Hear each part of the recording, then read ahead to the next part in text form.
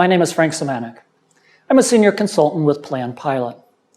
Thank you for spending a few moments with me as I review the fiduciary roles and responsibilities. The fiduciary role has become more complex recently. We've always had the ERISA standard of care, which is an enhanced standard. More recently, we've had the now defunct DOL rule, which could be replaced by the DOL, the SEC, or state regulators. We've also seen over the last few years a proliferation of litigation focusing on the investment process and the evaluation of fees. Each of these is contributing to increase the potential for personal liability of the fiduciary. So let's explore who's a fiduciary and how you become a fiduciary. We begin with the plan sponsor. The plan sponsor always has a level of responsibility. ERISA requires that the plan sponsor specifically name a fiduciary. Usually this is a retirement committee or could be some officers by virtue of their title.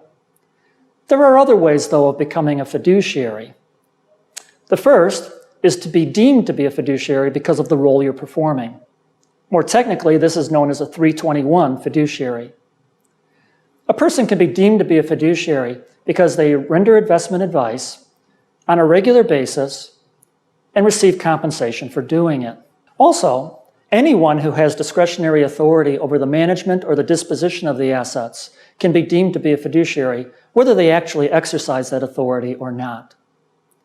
A 321 fiduciary is more commonly known as an investment advisor.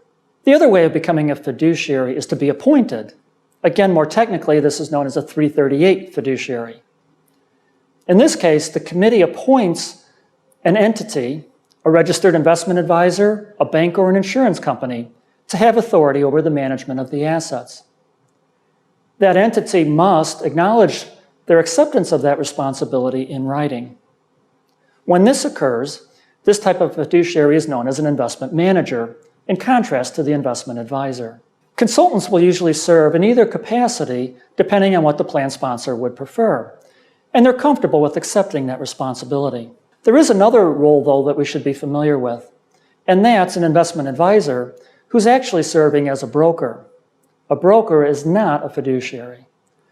A broker, in contrast to a fiduciary, may give advice on some periodic basis, but doesn't do so on a regular basis for pay.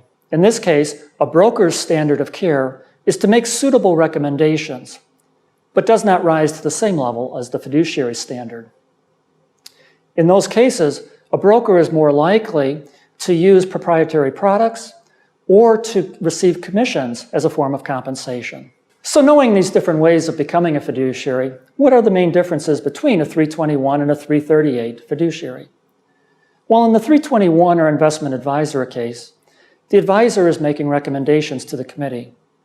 It's the committee that makes the decision, implements it, and is responsible for the outcome of it. The advisor is a co-fiduciary for the advice that they're giving, but not for the decision that's made or the results that follow. In contrast, in the 338 case, the fiduciary risk actually transfers to the investment manager. The committee appoints that manager to have full discretion over the investments. In those cases, the committee still retains a responsibility for the selection and monitoring of the investment manager, as well as the reasonableness of the fees that they're charging. So let's consider which fiduciary model is right for your plan. As I described in the 338 case, the fiduciary risks are transferring to an investment manager. But you have to ask yourself as a committee, are you comfortable of letting go with that investment management responsibility? Also, because of the responsibility to continue to oversee that manager over time, do you have an effective process in place for being able to do that? There are also certain operational aspects that we should take into account. And so, as a committee, ask yourself, do I have a committee? If I do I have representation that includes people with investment or financial background? If I have a committee, are we meeting regularly? If we're meeting, are we effective at making the decisions and implementing those decisions? If you can answer those questions yes, then a 321 approach is probably appropriate. In contrast, if you ask those questions and the answers are no, we don't have a committee. We don't have representation that includes financial or investment people. Or we have a committee, but we're not meeting. or were not effective in making the decisions, which is especially important and timely when making decisions around investment choices that are underperforming. Then the 338 model probably makes more sense. Another consideration that might lead you towards the 338 model is to ask yourself what you want to be spending your time on.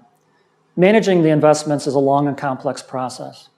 In the 338 case, where you're shifting that responsibility, it frees up your committee to focus on some bigger picture issues, such as the plan design, the performance of the plan, the retirement readiness of the participants, and participant education and communications. Each of these are valuable issues for the committee to be tackling. As you can see, there's a heightened importance on understanding the different fiduciary roles and making the decision that best fits the needs of you as a plan sponsor and a committee. If you need any assistance on these issues, please contact PlanPILOT. Thanks for watching.